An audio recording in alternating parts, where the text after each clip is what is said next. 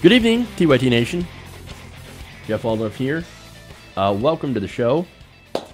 Got a great show on this Monday evening. We're going to talk about the Mueller report. Bit of a good weekend for President Trump. That's a shocker and a surprise, but I've got the details on that. We'll talk about the report and my thoughts of it.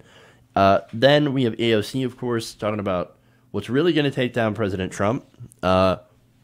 Then we kind of shift away from that report, and then we talk about Nikki Haley getting schooled by people from Finland over healthcare. That's fun. And then we have Steny attacking fellow Democrats. I thought we needed unity. I thought the Democratic Party needed to stand by each other in this time of Trumpism. Well, Steny did not get the message. Speaking at AIPAC, he went after fellow Democrats, progressives, shocker, over Israel. Of course. So we're going to talk about that. So buckle up. It's going to be an interesting show today. If you haven't already, please give us a like and a share. That would, of course, help out the show. I want to thank everybody, of course, for tuning in today. Helps out greatly. We've got some people who support the show as well to thank. So I'm going to read off some names from our Patreon account, patreon.com/TYTNation. First, I do have someone to thank for donating to the GoFundMe campaign. That's, of course, to get a camera, which we'll be getting as soon as we're settled in, moved into the new house. We plan on going out and buying one of those and showing you guys, and I can't wait to do so because it's going to be awesome. Okay, so first I want to give a shout out to somebody who has helped me, who has donated to the GoFundMe. It's Gina Stefanini. So thank you, Gina. And thank you to everybody who's donated to that campaign. And then I want to thank some patrons for being members, of course, patreon.com/TYTNation. I may have already said these names. Charles Goodman, Justin Pomeroy, Jasmine Mann, Howard Chen, Brian Montez, Zach Sewell, Michael Cuomo, Green Squad Leader, Gary Steelman, Jules Frazier, Karen Sheets, Miriam Powell, Thomas Dwyer, Holly Shutta, and Robert Butler. So thank you to all those names that I just read off. You guys have donated to the Patreon to help keep us going. Thank you so much. Then we also have new channel members through YouTube. That's RDG. So thank you, RDG, for signing up to be a member on YouTube as well. Okay. All that. We do have some fun breaking news. Michael Avenatti has been arrested for extortion. Now, what have I been telling you about Michael Avenatti? This is a bad day for the resistance. A real bad day for the resistance. Or I should say a bad weekend. And I'll get into the details about that and why this is actually overall not a bad thing for progressives that actually care about holding Trump accountable. But here you have a guy who said bad things about Donald Trump, that the resistance immediately was like, that's it. He should run for president. Avenatti 2020. You can't just elevate somebody who says bad things about Donald Trump to running for president. He's not a resistance hero. No, the guy's a snake. And I've called him out as being that. And, of course, there were some people that got pretty angry at me for, pointing out that, again, he was basically a snake, a glorified ambulance chaser is what he was. And, of course, he is accused and arrested for allegedly trying to extort $20 million from Nike. What do I tell you, man? I get this feeling about people. And I know you might be like, oh, gut feeling, whatever. No, this guy was a pretty slimy guy. And so, of course. But anyway, So that's the breaking news. We'll probably have more. If you guys are interested in hearing more of the details, of course, I might do a story about it tomorrow. But basically, New York prosecutors have accused Avenatti of attempting to extort more than $20 million from Nike by threatening to inflict financial and reputational harm upon the country. Or, I'm sorry, the company. I can think of somebody else who has actually inflicted financial and reputational harm on the country, and he is currently president of the United States. But hey, this is the Southern District of New York making these charges, who will also play an interesting role in the Donald Trump saga coming up as well. So if you think that's over, oh boy. So anyway, so that's sort of the breaking news today. You know, if you're interested, I'll get into the details about that. Oh, yes, thank you. Also, I want to thank people who donate through our PayPal, as the chat's reminding me. I know I'm bouncing back and forth, but I do read the chat during the show. And yes, thank you to everybody who donates through the PayPal, paypal.me/TYTNation, and the Venmo. So thank you to people who donate through both of those as well. I haven't been as good at thanking people on there, but believe me, I appreciate you guys, every one of you. So, guys and gals, so thank you so much. Okay, anyway, now, let's move on. Let's get into the Mueller stuff. Okay.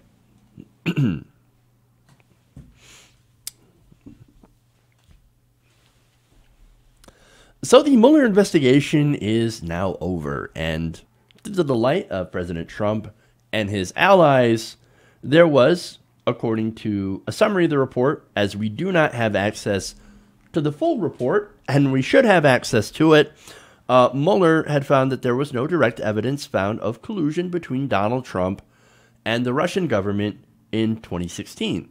So, okay, immediately the president, and I'll show you his reaction, of course. No collusion! No collusion! Okay, so they looked during the 2016 election.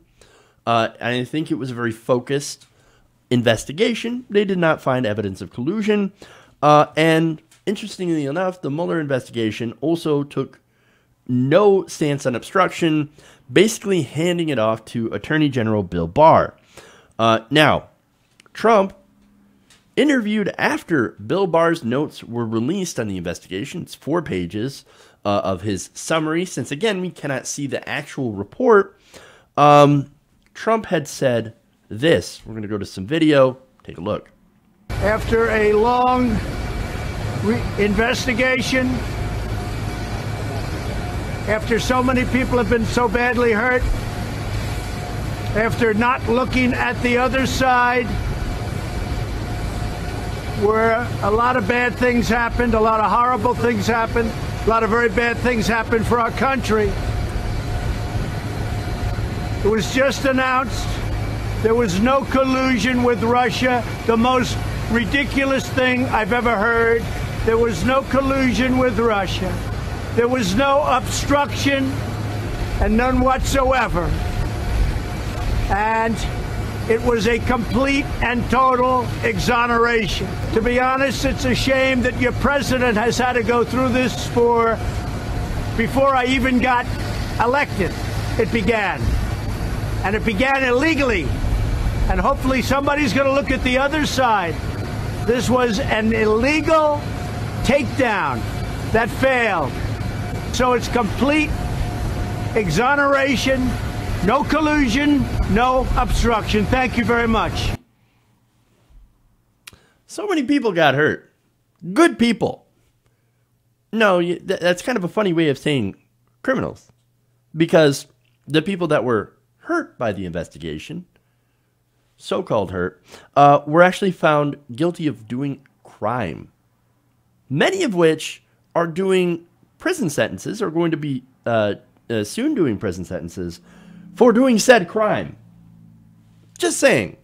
But 3 times in that video, he said, gotta look at the other side that's doing terrible, horrible things. Gotta look at the other side. So now, of course, Lindsey Graham comes out and says, we're going to go investigate Hillary Clinton's emails. Of course they are. Of course they are. Oh, let's go look at Hillary's emails. Let's go look at Obama-era stuff.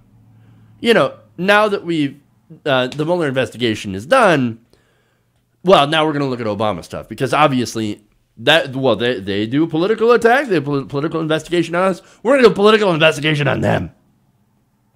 Okay. But no, he also said complete and total exoneration. I think he misstated that one as well. So now, let's take a look at that, right? So Attorney General William Barr said in a letter to Congress that while Mueller's investigation did not find evidence that Trump or members of his campaign conspired with Russia in 2016, which is interesting. Because it's interesting that they didn't even talk about Don Jr. Don Jr. literally had a meeting with Russians in Trump Tower, or people representing Russia, and there was at least an attempt at collusion there. But I guess no evidence to find out that show that they actually went through with that. So, and look, as far as collusion goes, I actually think that should not have been the focus of this. And I've been talking about that. I've been talking about that for a long time, how I think the Mueller investigation might have been too narrow, right? If they were just going to look at collusion, and I think I said this on Friday, if you're just going to look at collusion, then I think there's a very good chance that nothing's going to come of it, right? And what happened, of course, is that the Russians had used memes and bots on social media, right?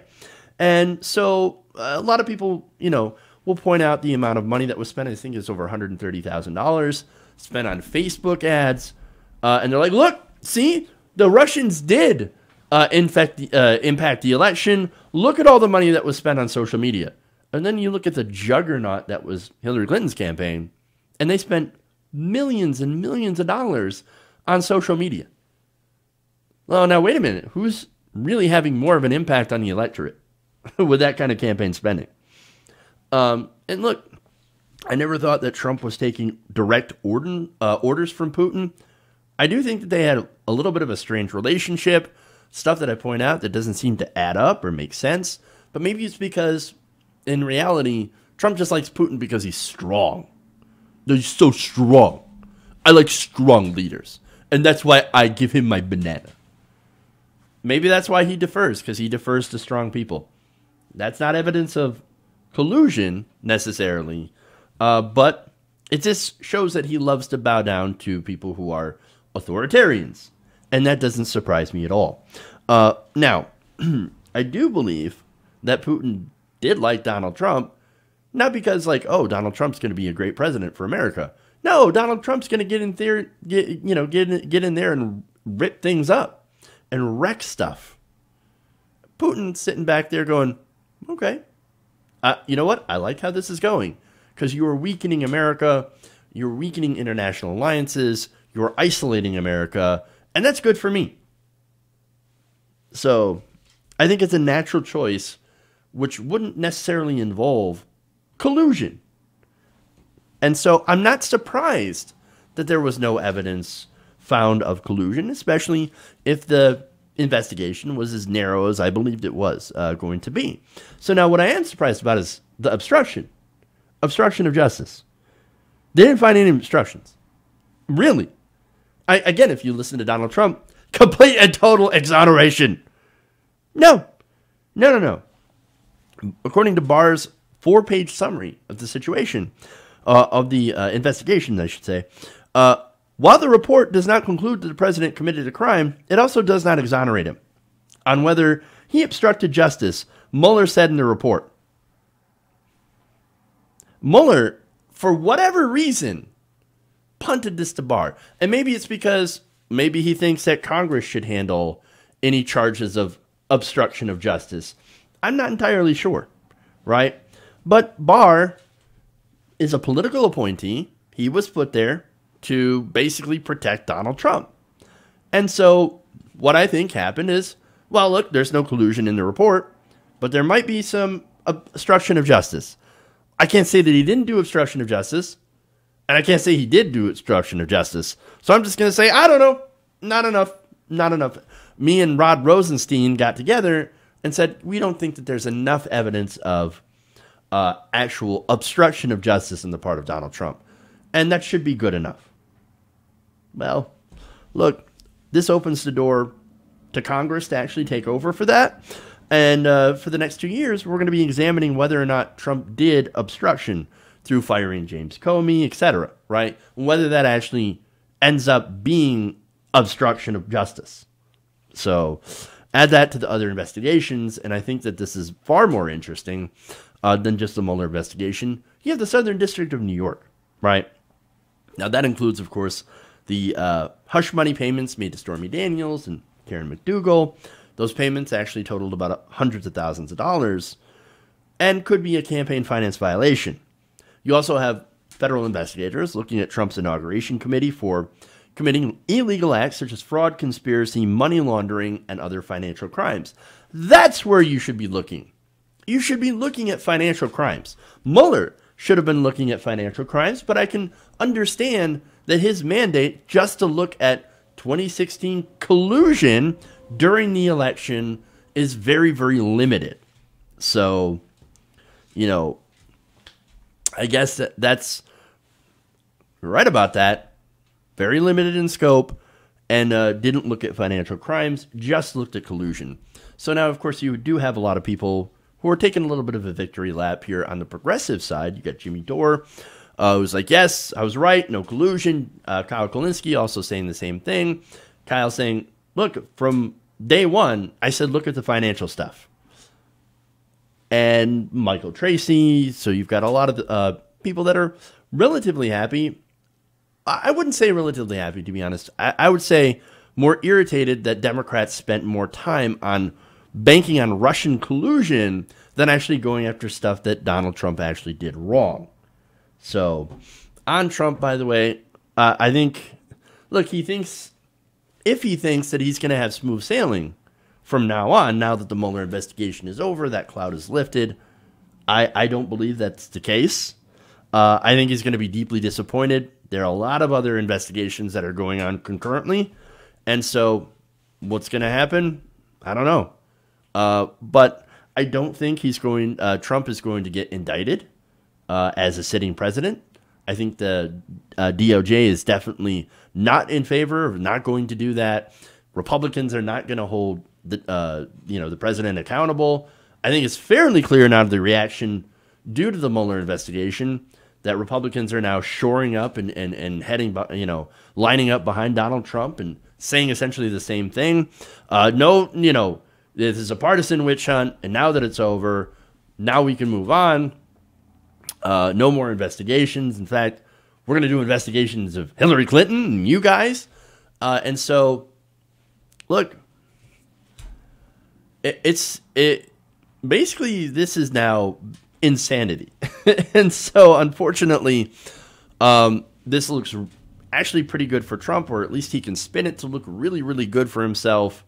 Whereas the Democrats, I think, are, especially the ones like the Krasenstein brothers that put all their eggs into the Mueller basket and then the impeachment basket, they're looking kind of crappy right now. So, we'll see. But again, those other investigations, if he thinks, that's going to go away and that his problems are over, no, he's going to be just deeply disappointed. Okay. So, let's move on. Let's go to the Trump reaction.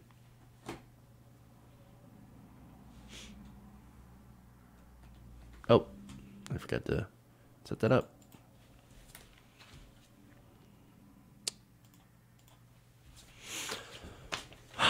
Okay. The Mueller investigation came to an end on Friday with a final report being handed over to the Department of Justice. Now, Trump appointee Attorney General William Barr had released a summary of the report, not the entire report, which it should be made public, which said that while there was no evidence of collusion between Donald Trump and Russia in 2016, that there was no clear answer on the obstruction of justice charge.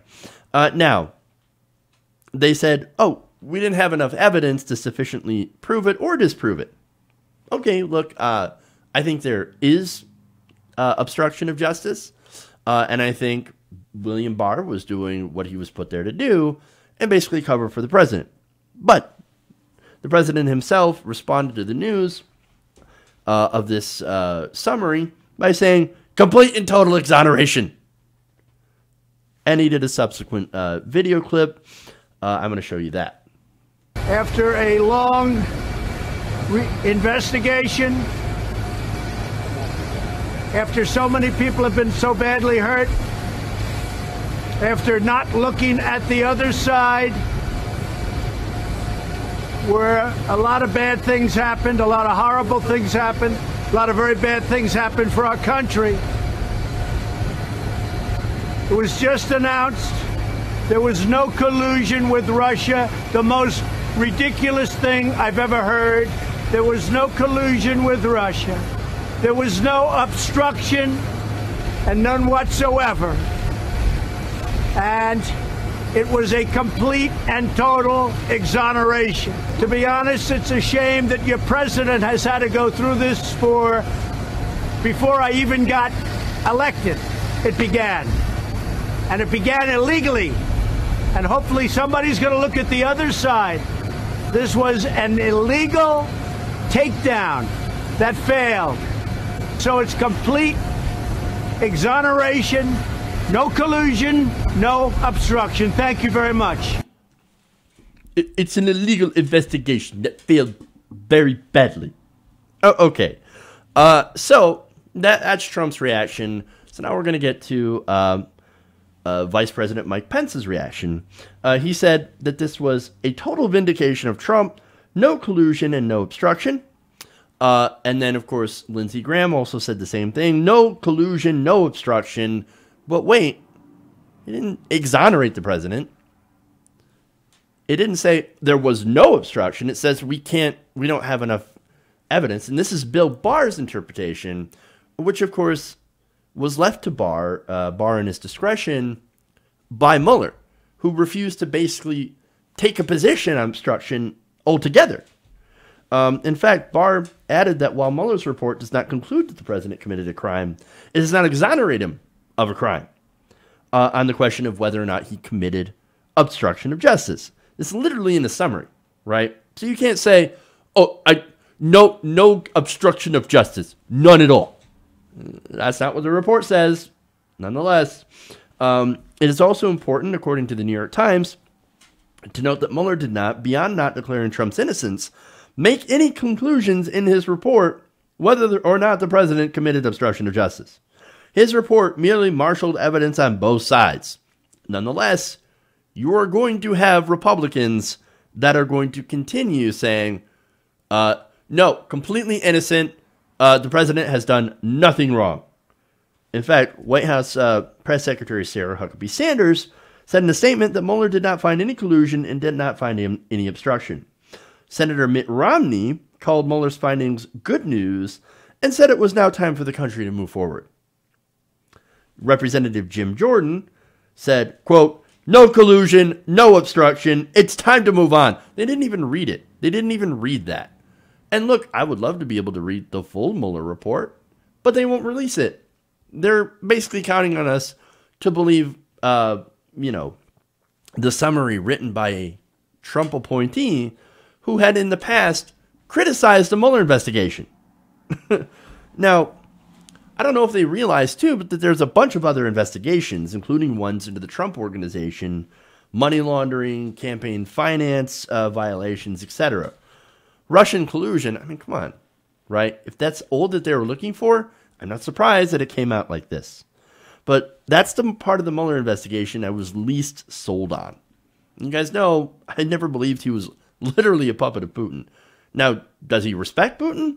Does he kind of have this weird deference to strongmen? Of course he does.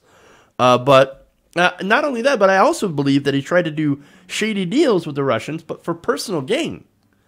I don't think he was working for Putin. I don't think it's what a lot of the resistance and a lot of the Russiagators were saying. I think he was working for himself to enrich himself, as he always has. Donald Trump is a corrupt individual, We know that. We don't need a report to tell us that. And his sole motivation, of course, is to win and to get rich by whatever means, right? He did openly call for the Russians to hack Hillary Clinton's emails.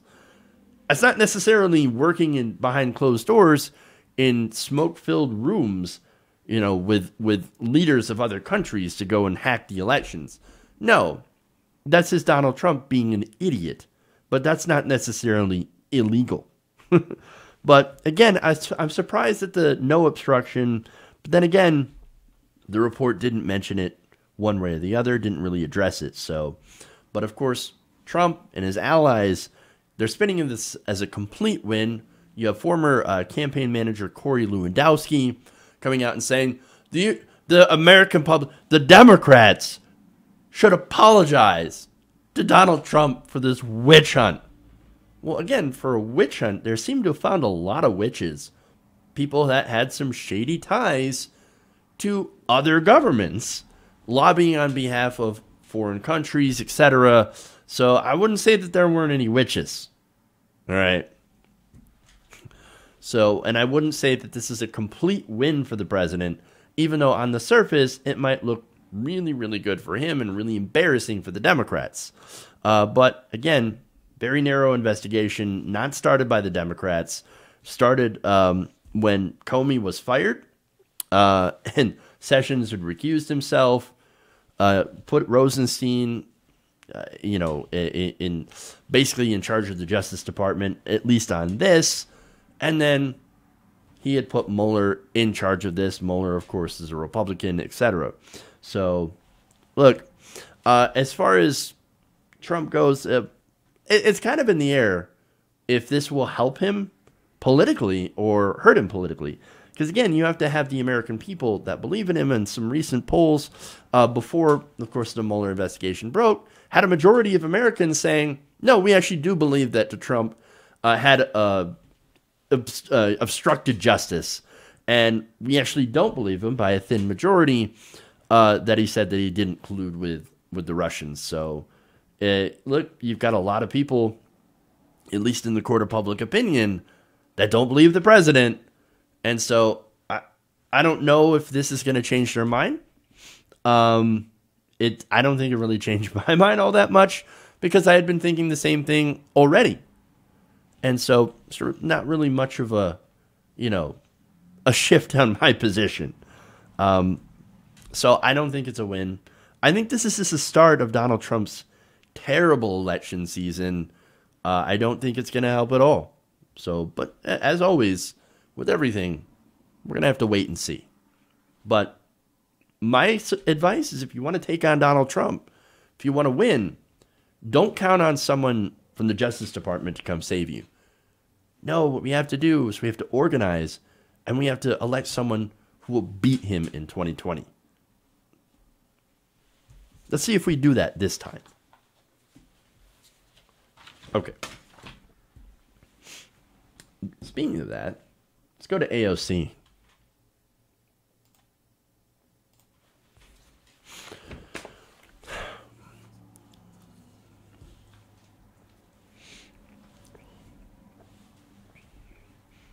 Representative Alexandria Ocasio-Cortez has reacted to the Mueller investigation that had wrapped up last week. Now, she had tweeted this before William Barr's 4-page summary, the findings on Sunday, that found that Trump had not colluded with in 2016 with the Russian government, and that there was insufficient evidence, according to Barr's interpretation of the report, of obstruction of justice. Now, that, of course, differs slightly from Mueller, who left the question of obstruction open and kind of sending it to Congress. Now, AOC said this on Twitter, quote, "He can stay, he can go, he can be impeached or voted out in 2020. I think voted out in 2020, probably our best option. Hashtag Bernie 2020. But she said, removing Trump will not remove the infrastructure of an entire party that embraced him, the dark money that funded him, the online radicalization that drummed his army, nor the racism he amplified plus reanimated." And she added, "In order for us to heal as a nation, we all must pursue the hard work of addressing these root causes." it's not as easy as voting. It means having uncomfortable moments, conversations with loved ones, with media, with those we disagree, and yes, within our own party too. It's on all of us. So now I love that because of how true it is. So there's a lot of people in the media and in politics that treated that treated Trump as if he was someone truly uniquely horrible. Is he horrible? Of course. He's absolutely horrible. But is he uniquely horrible? No. He's actually a reflection of what the conservative movement in this country has demanded of a leader for years, for a long, long time. This is someone who openly treats opponents with disdain. And for people that support him, they love that disdain. That's not a bug, it's a feature. The only difference is between Trump and other right-wingers who channel the same ideology is basically your presentation. I mean, Trump, and I've said this before, he basically says out loud the stuff that you're supposed to do a wink and a nod to. I mean, let me give you an example from Ronald Reagan. He talked about, welfare queens, right, and young bucks when he, railed against these programs like welfare, right? Well, what's welfare queen referring to? Black people. It is racism. That's what's going on, right? And so, yes, it is a clear dog whistle to get white people pitted against black people who are both poor. And so when you have that poor white people versus poor black people fighting each other, it makes it easier for rich people to pick their pockets, both of them. So let's be honest about what Ronald Reagan had done. And a lot of Republicans had followed suit in using that dog whistle language to stir up racial tensions. Why? Again, because, look, when you play the politics of division, especially amongst the working class and the middle class, etc., then it's going to be easier to dupe them and easier to take their money. And that's what the Republican Party has done. And that's because the Republican Party is basically nothing more than a money funneling scheme from the middle class to the rich. So that's what's going on here. But when you look at, President Trump's message, it's very clear what he's sending out. And he is not hiding how he feels. And then, of course, you have his policies, right? Now, those policies, without the coded language, you really see who they're supposed to benefit. And they're supposed to benefit himself and his cronies, his political cronies. That corruption is a swamp that had already existed. And it's basically what Trump calls home now. He is the swamp. And he has taken over being one of the most swampiest presidents in modern history. And so, look, the people who pin their entire hopes on Mueller, I can understand you are completely, deeply disappointed. However, I'm hoping that now maybe you can see that the true hope of defeating Trumpism, and that's just the latest iteration of white supremacy and classism, class warfare of the rich versus everybody else. Fighting against that isn't just ending his presidency and then replacing him with whatever corporate Democrat who, sounds good and can create the most platitudes about coming together and uniting against evil or whatever, right? But actually attacking that corruption, getting big donor money out of politics, ending the revolving door, reducing the power of the pharmaceutical companies and the insurance companies, etc., going after white supremacy. I mean, that's stuff that we can do to fight Trumpism or what has become Trumpism. And you fight against that, and you can finally ensure, when we win, that the government works for us and not for the moneyed interests who love to see us fight amongst each other. Okay. So, here's what we're going to do. I'm going to take a break. I'm going to come back with a fun story. Nikki Haley versus Finland. I think you'll love that story.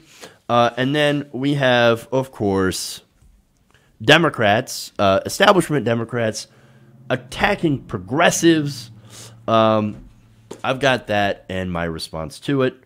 Stay right here around the nation. Send your super chats, and I will read member comments as well after I get back from the break. Around the nation.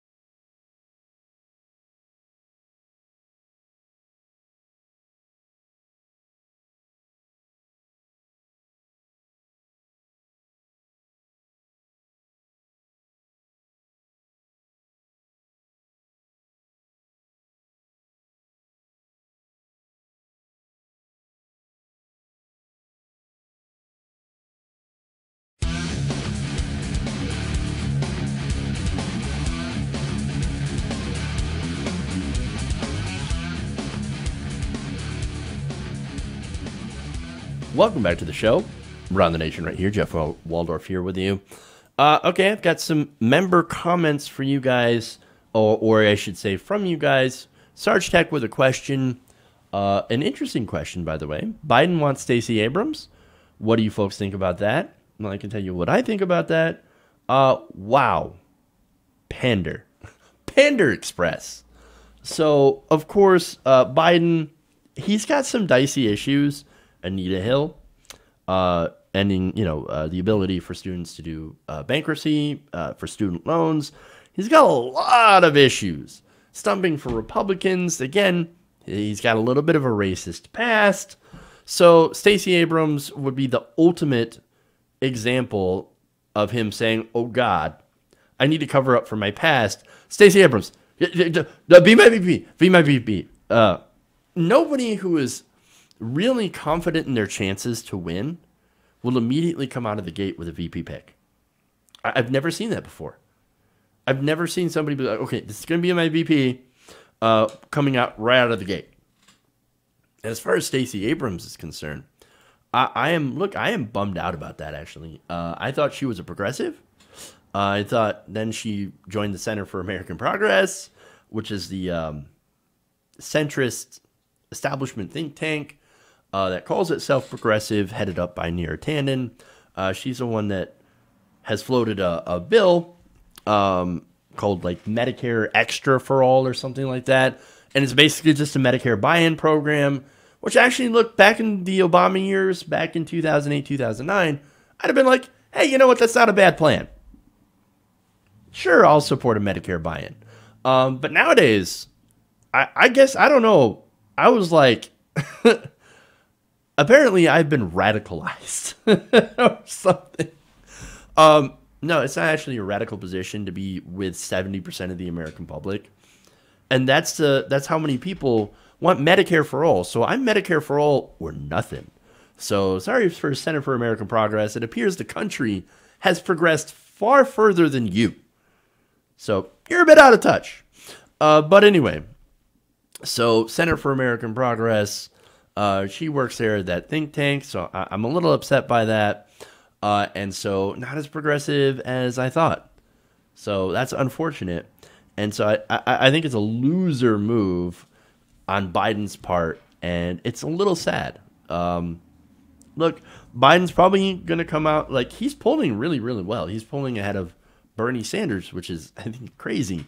But I think once he gets into that race and he really gets, a couple of months go by or whatever, I think you'll see him drop in the polls. That's my guess. I think Beto is going to do fairly well. I think among Democrats, at least. Harris, interestingly enough, I think she'll do well. And Pete Buttigieg, surprisingly, Pete Buttigieg is actually doing really well in the Midwest. And that's, of course, he is the Midwest mayor, Mayor Pete. So I think he'll do fairly well. I don't know who will end up being the top contenders other than Bernie Sanders. And I'm actually a little saddened by Warren not actually doing very well either. Warren, look, as many of the complaints as you guys have about her, and I share those complaints, I think she is the only one, aside from Bernie Sanders, she has put out very, very specific policies. She's a policy wonk, and that shows. She's not, like, super engaging as policy wonks go. And I think it's cringy when she drinks a beer on air. But like, no, just keep putting out policy, and I think she's gonna. I don't know. I think she'll do very well during these debates, because what she's gonna do is she's gonna talk policy, and that's what she should do, because that's her wheelhouse. That's what she does really, really well.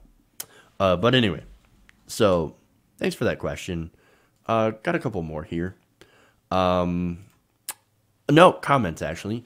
Elwell says, we need a third-party option. She's tired of all the bipartisan corporate-funded spin. I hear you on that. And RB asks, hey, is that Trump clip slowed down? Seems like it's playing around 70% normal speed. No, that is just the speed of which Trump is talking. So I did not mess with that. I didn't slow that down at all. That's just Donald Trump being Donald Trump. So, but thank you for those questions. Members, of course, members and patrons, and, people that donate, all the different ways you guys make the show happen. So thank you, all of you. All right. So, and RB is also donated through our Venmo. So I want to give you thanks to that as well. So thank you. Okay. Now, get back into the show. Let's do some Finns versus Nikki Haley. Okay. Yeah, no, I'd drink a beer with Warren and talk policy, because I think she'd be excellent. Okay.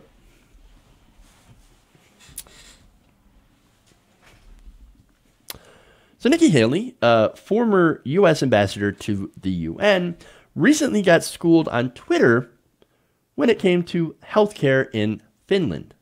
Now, this is great.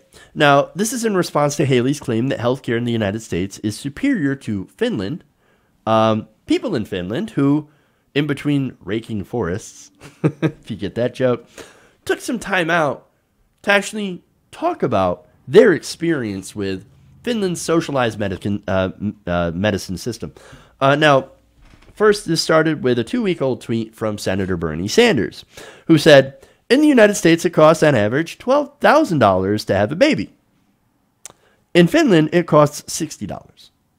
We've got to end the disgrace of our profit-driven healthcare system and pass Medicare for all. Now, There's nothing wrong with that tweet. That's a fine tweet comparing our profit-based system versus their much cheaper public system. Nothing wrong with that. But apparently, Nikki Haley found something wrong with that. And she actually thought that that was sexist, which that's interesting. And also said that, or made the argument that spending more means you get more, which is insane. But let's, okay, so the reason I call that insane, by the way, just as a side note, is that there have been numerous studies that show that we pay more and we actually get less in service than countries that have single-payer or public option systems. But anyway, she responded, "All right, Bernie Sanders, you're not the woman having the baby, so I wouldn't be out there talking about skimping on a woman when it comes to childbirth. Trust me." Nice try, though. Skimping. So she thinks these other countries that have single-payer are skimping on women. Oh, that's fascinating. Now, she followed up with saying, or basically admitting that, healthcare costs are too high. That is true. But comparing us to Finland is ridiculous.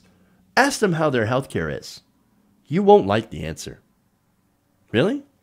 Is that, are you sure about that? Do you want to lock in your final answer, Nikki? Apparently, yes. And so afterwards, a bunch of Finnish citizens then proceeded to jump into the conversation because, A, they do have the internet. I know Finland is a socialist hellscape and all that, but they do have the internet. And they actually do have experience with their healthcare system. And here are their responses. Amelia Hootinen says, "It's awesome. Thanks for asking. Expecting my third child and once again enjoying free prenatal care. Looking forward to giving birth. I can get a natural birth in a tub, epidural, C-section, or anything for the same 30 to 60 euros.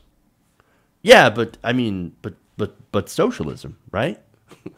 They must have a vastly undervalued currency, right? The euro? No, 1 euro is equal to around $1.13. More responses from Finnish citizens. Vil Serenketo, sorry if I butcher that name. Our daughter was born 2 months prematurely, spent 3 weeks in intensive care, and my wife was hospitalized for 2 weeks. Cost something like a couple of €100 total. I feel sorry for all the not rich people in the United States." Well, I appreciate that as someone who does not have health insurance. Taru Tarika says, "We skimp on pregnant women's health so much the infant mortality rate is almost 3 times higher in the U.S. than it is in Finland." And he added, or she, "We skimp so much on pregnant women and the newborn that every pregnant person receives a maternity package, or if they choose, cash, filled with clothes and other goodies for the child for free." Yeah, but, in America, we charge women for having skin-to-skin contact with the child after birth. Take that, Finland. But look, it's not just pregnancy either. It turns out that having a socialized healthcare system actually makes it cheaper for a lot of things. For example, heart surgery, right? Sari Europaeus says, "My heart surgery in Finland cost 60 euros. When my son was born, I had to be in the hospital for 3 weeks. It didn't cost me anything. Because of my high-risk pregnancy, I was checked by a doctor once a week for free." Just Mary says, "Due to a congenital heart defect, I need a pacemaker to live. In the U.S., the cost for the device and surgery is usually between $20,000 and $70,000. I paid 60 euros. I've had to have 5 now, so in the U.S. that would be over $350,000. I owe my life to Finnish healthcare." Yeah, but the taxes. What about the taxes, right? It's so bad right now. The bankrupting the country is so bad. The government of Finland is in trouble because all the welfare. It's not exactly true. In fact, there are Finns that are like, no, we had a right-wing government in Finland who tried to cut our healthcare system.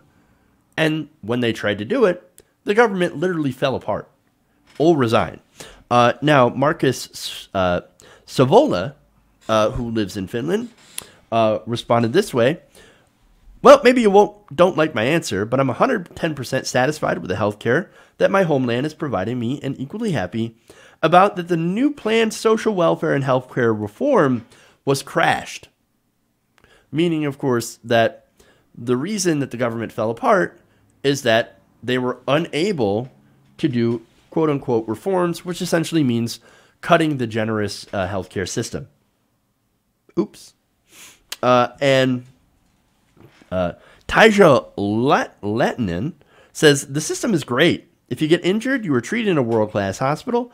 Cancer treatment results rank among the best in the world and won't drive you to bankruptcy. And by the way, I'm an MD, PhD, and paid €0 for my university studies. Thanks for asking. We're fine. And as if that's not enough, Kai Sauer, the Finnish representative at the UN, weighed in. Here are some facts. Finland has a high-performing health system with a remarkable good quality in both primary and hospital care.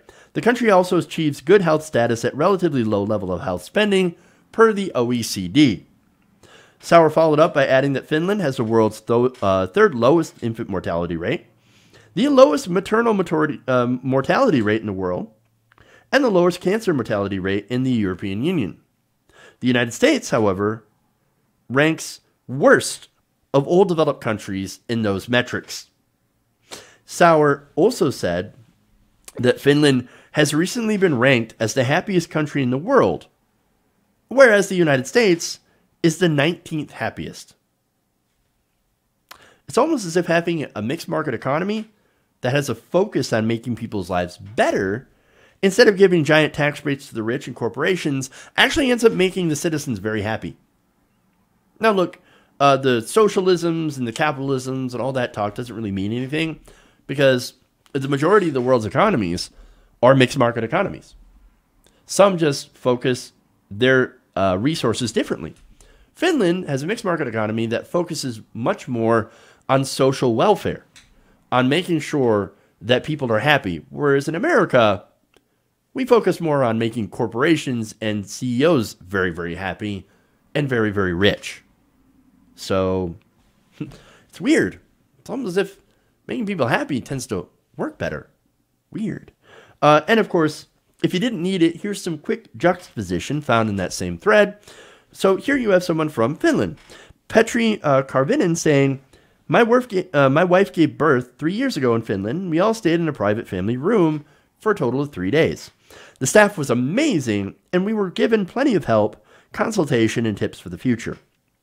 This cost a total of $350 in American money, US dollars, including meals, 3 meals a day. Contrast that to America with the supposed best healthcare system in the world. American Mark Myers tweeted, I took my wife to the ER for severe abdominal pain and vomiting. We were there for 4 hours during the day, most of it waiting around in the waiting room. The bill was a total of $11,600. Medicare for all. We need it, and we need it now. There is no comparison. Okay.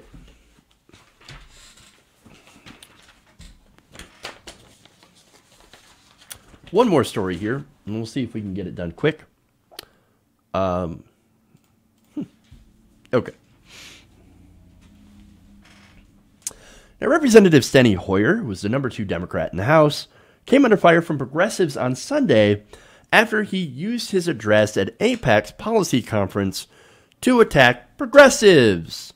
During his speech, he said, quote, I stand with Israel, proudly and unapologetically, said the Democrat from Maryland, whose remarks were immediately interpreted as an attack against Representative Ilhan Omar.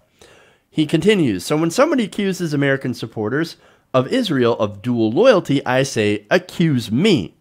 I am part of a large bipartisan coalition in Congress supporting Israel.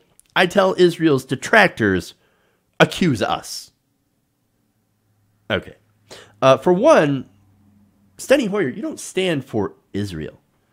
What you do is you stand for the right-wing government of Israel and their lobbyists. you do not support left-wing Jewish Israelis.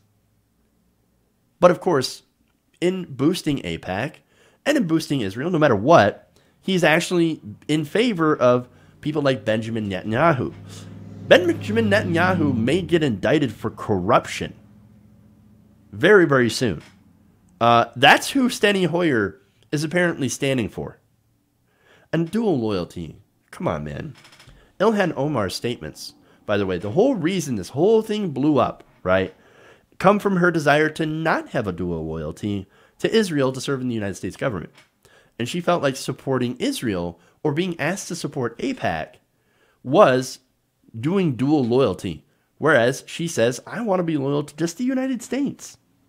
I don't want to. I'm not accusing anyone else of being dual loyal. I just don't want to, and I shouldn't feel like I have to. And I understand how that entire conversation is incredibly uncomfortable. Because there are anti-Semitic tropes that are associated with that.